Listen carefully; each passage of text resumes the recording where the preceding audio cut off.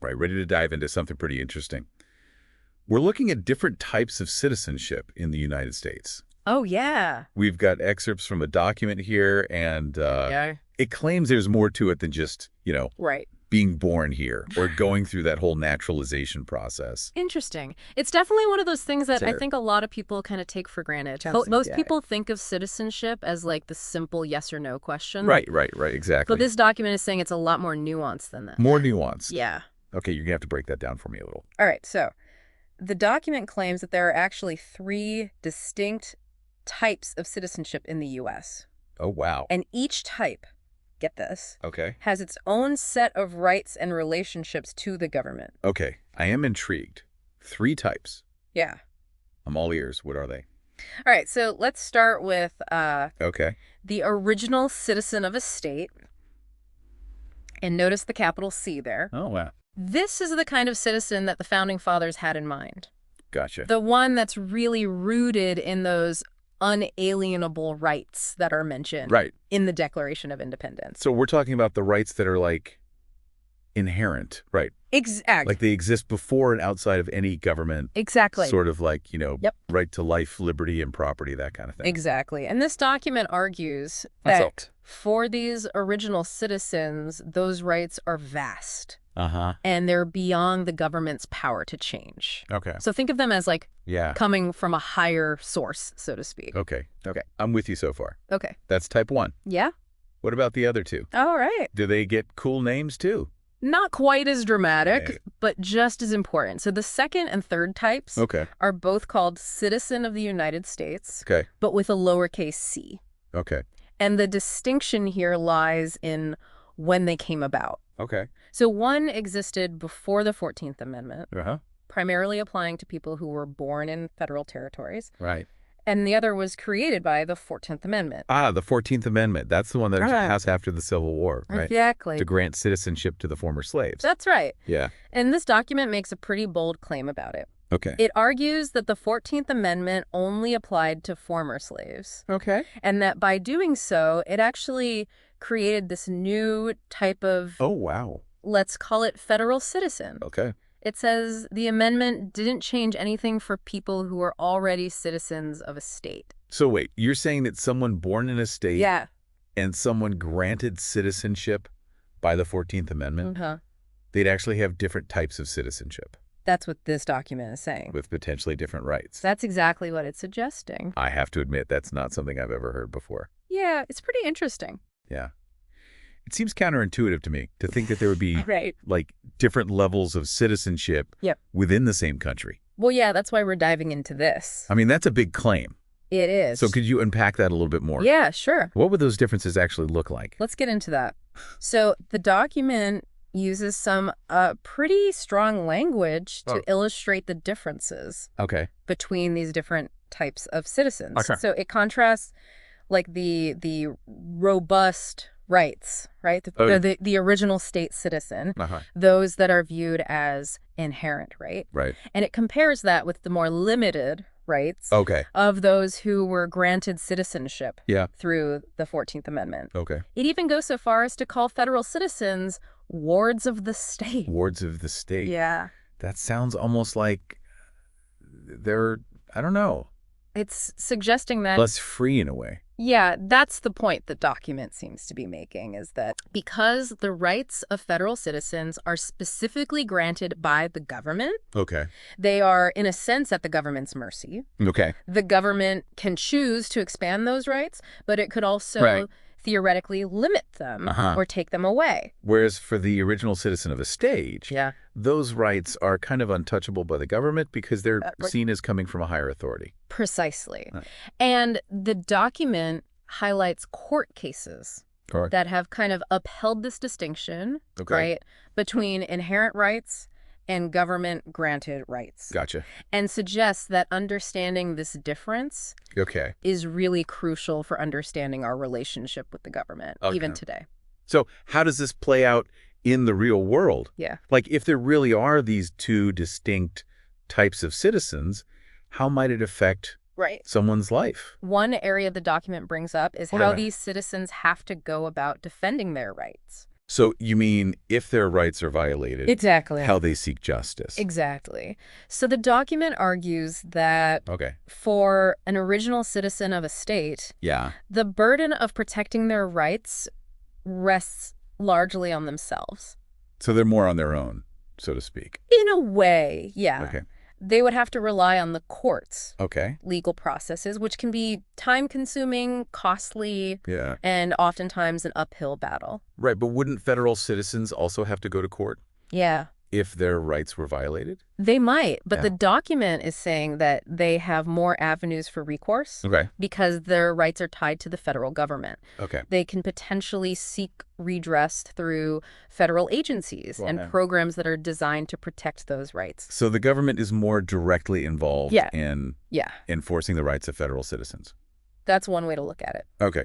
And while that might sound like a good thing, the document brings up this question of whether this creates an imbalance. An imbalance. How Yeah. so? Well, remember, the document is arguing Yeah. that original citizens of a state have these Right. inherently stronger, Yeah. broader rights. Right. But if they have to defend those rights on their own, right, Yeah. while federal citizens have more government support in protecting their Uh-huh. arguably more limited rights, Yeah.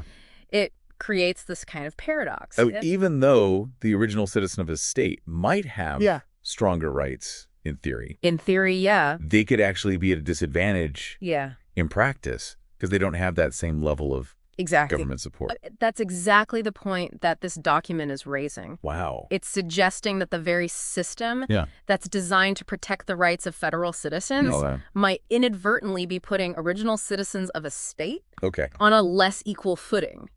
I'm starting to see how this could get really complicated. Yeah. But I'm still struggling with like the big picture here. Okay. What are the implications of all this? Yeah.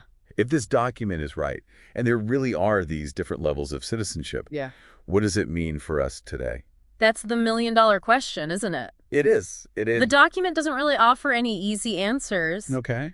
but it does leave us with a call to action And what's that? to really re-examine our understanding of citizenship Okay. and to engage in a much more informed discussion about how to ensure that all citizens' rights are protected equally, Okay. regardless of the source of those rights. You know, as I'm trying to wrap my head around Yeah. this whole different types of citizens thing, Yeah. there's one thing that keeps sticking out to me. What's that?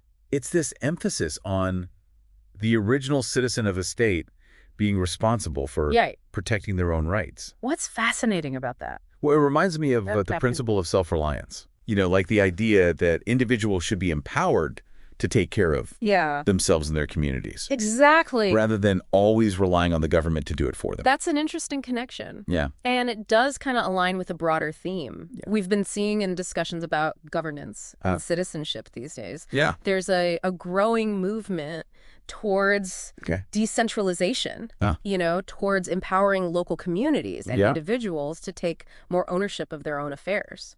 So maybe this idea of the original citizen of a state Yeah. having to defend their own rights Yeah.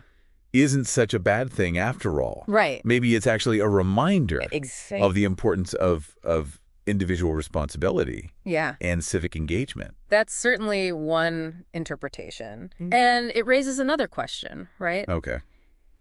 If we accept the premise that the original citizen of a state Yeah. has these inherently stronger rights, right? Shouldn't they also have the primary responsibility for safeguarding those rights? Instead of always looking to the federal government to step in. Exactly. It shifts the focus, right? Yeah. From dependence on a distant central authority Right. to empowerment at the local level. Wow. Yeah, This document has really opened up a whole can of worms. it really has. It's making me question everything I thought I knew about Yeah. citizenship and the role of government.